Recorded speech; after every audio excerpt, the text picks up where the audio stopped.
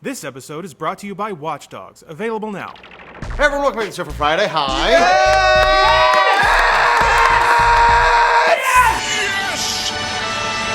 Your first and start of today, guess what? Destiny won E3. Yeah, that's what we say. We say Destiny wins E3. It's okay to clap. It's okay to clap. We don't need to justify our reasons because we're journalists. No, we're going to justify it right now. Because we're not journalists. Yeah, we're going to justify it right now. We're just enthusiasts. So here's the thing. You have to play Destiny. Watching Destiny does not do it justice. This is true. It's basically Halo mixed with Borderlands, mixed with the Old Republic. Yes. And it is, according to Bruce Green, According to Bruce Green, Bruce Green. according to television's Bruce Green, this is the first true MMOFPS. MMOFPS for the people at home. Yeah. So Adam's got some alpha keys for Destiny right now. You got to tweet him. They were nice enough to give me some at the end of the Yeah, you show. got it. So if you want to play this weekend, hit me up. We also almost named Rainbow Six Siege the winner of E3. We were very close. Why is that, Lawrence? It's a huge throwback. It's a very daring game. They're taking out respawns. They're putting in planning. They're basically slowing down the shooter genre again. You've got to work together and think and communicate.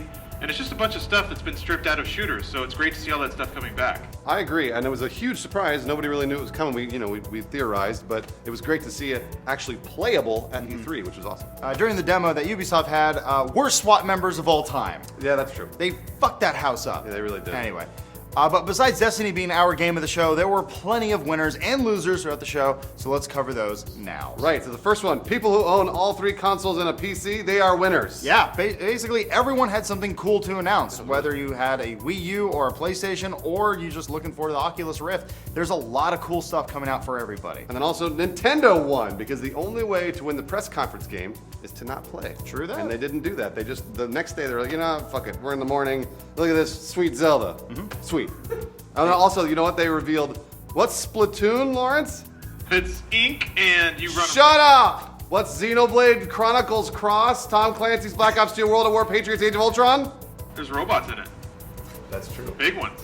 New Zelda, that's all we needed. And crowdsource Mario. Freaking awesome. Oh yeah, Mario. I love it. Once again, to reiterate on the winners, pretty much all people who like games. That's all you guys. It's everyone in here. We like video games. I love them. James is doing this. That's fine. We're not so much fans of the pieces of plastic that play the games. Yes. No, we actually like the forms of entertainment that keep us happy, i.e. the games. And the final winner on this list, the Halo fans. Me, Like I Adam won. Kovic, because there's lots of Halo. There's Destiny because it comes from Bungie. They originally made Halo. There's so much Halo for you. Yeah, for years we've been saturated with Army Man shooting brown people. Finally, we're getting back into space. You mean when an Army Man shoots purple people? I'll take it. All right, moving on to the losers of E3. The first one's idiots who partake in the so-called console war. Yes, actually, to quote Phil Spencer from this year's E3, he says, "The amount of gamers, more gamers than we've ever seen, playing all kinds of games is a good thing for the console business." Meaning that console wars be damned. The point is, there's a lot of games and a lot of different way to play games, and everyone gets something. And Lawrence put this next loser in about Battlefront. Screw you, Lawrence. That also wasn't me. I but wrote that. Screw you, Adam. No, this is we lost. We are losers. I know, because we only got to see 20 seconds, and it wasn't even really gameplay or anything. That untextured ATST is looking sweet. Hey, Yeah, sure. we saw a speeder bike go through the woods of Endor, and damn, those look good. I would also argue Bruce Green is a loser of E3 because he predicted Fallout 4 would Shut be up! E3. He was wrong! I never said that! You were wrong! I'm calling it right now. There's going to be a trailer of Fallout 4. Fallout 4. Very into the Microsoft conference. Fallout 4. A Fallout 4 trailer. I never... Hey! Wait! Hi, Brucey boy! Todd I couldn't make it out. I was busy. What were you doing, Todd Howard? I was working on a new game. What's it called? Humor. Fuck, Todd. And finally, the biggest losers of the show, any fans of motion controls. Who these people are, I don't know. Go away. Are there fans of motion controls? This is the first year where we finally announce it is dead. No more motion control. Unnecessary for anything that we want. True. We can all now hail in the era that is virtual reality. And controllers. Good old controllers. They ain't broke. Stop trying to slap a fucking ball on top of it. All right, let's move on to the publisher of the E3 show. These are the best publishers we saw. It's a tie between Weeby, who Lawrence has Mortal Kombat X. Yeah. Yeah, that's And all. Gauntlet. Weeby also had Middle-earth Shadow of Mordor, which was awesome. Batman Arkham Knight, which was awesome. The Witcher 3, which is actually 20% larger than Skyrim, which is unbelievable. And then somebody put Lego Batman 3 in there.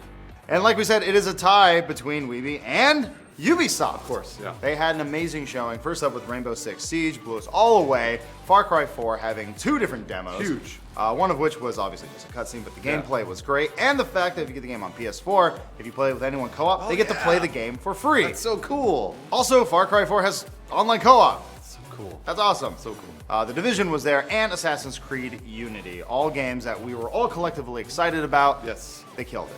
Moving on to the press conference of the E3 show. The best one is yet again a tie. Lawrence, why is it a tie between Microsoft and Nintendo?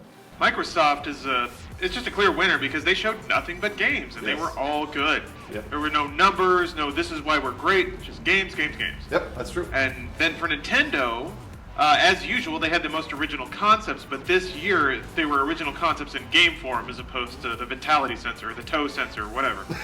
So you got like Smash looks really good, the new Zelda looks really cool, and then just everything they showed was like, okay, that actually looks like a fun game that I would like to play. Splatoon! So regardless, Nintendo gets a lot of shit, especially from guys like us, for True. not being the most innovative True. of the guys out there. But I would say with E3 and press conferences, they're doing it right. Yeah, they did. They're just putting a YouTube video up. That's really how it should be. It just shows your best stuff. Put it to the world. Don't have people go into like a baseball stadium and Exactly. look at your silly games. Like it's something that's going away soon, and Nintendo's actually ahead of the curve when it comes to this. So excellent job, Nintendo. Nice Hey. job. There's also the Please Stop Wearing Sandals with Socks award, and that goes to everybody who wore sandals with socks. Ty, did you do that? You give it a thumbs up. And the final award for the best booth with a cow on a tractor goes to... Xbox. I mean, Farming Simulator 15. Nice job, Farming Simulator. That was creepy. Lawrence, was there any other awards at E3? Yeah, there's the Don't Wear a Fucking Trilby with Cargo Shorts award. The trilby. Yeah, what is a trilby? Google it, you'll have a great. No, tell me what a trilby is. See, the problem is you're backing me into a corner here. Because you don't know what it is. I'm gonna want to murder myself. No, a trilby is a type of hat that most people commonly call fedoras. Oh. If you wander into a forum and say stop wearing fedoras, some nerd's gonna pop and say, actually, it's a trilby. Lady. Yeah. Did you enjoy Sunset Overdrive? All right, we're done. That's